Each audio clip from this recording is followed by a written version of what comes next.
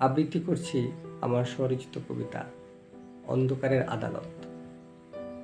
আজ আমি আলোর বিরুদ্ধে নয়, অন্ধকারের পক্ষে সাক্ষ্য দিতে এসেছি। কারণ অন্ধকার অন্তত প্রতিশ্রুতি ভাঙে না। সে সময় মতো আসে, সময় মতো বসে, আর আমাদের গড়কে নিজের বলে দাবি করে। কিন্তু বিদ্যুৎ, সে বড়ই অভিমানী।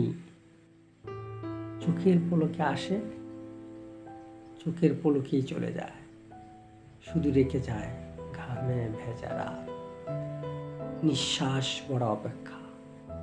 তারপর মাসের শেষে দরজায় কড়া নাড়ে একখানা কাগজে বিল। যেন সে বলে, আলু না পেলেও দামটা কিন্তু পুরোই দিতে হবে। কি আশ্চর্য দেশ! ফ্যান থেমে থাকে, কারখানা থেমে থাকে, পড়ার টেবিলে শিশুর স্বপ্ন থেমে থাকে, কিন্তু মিটারের ধূর কখনো থামে না।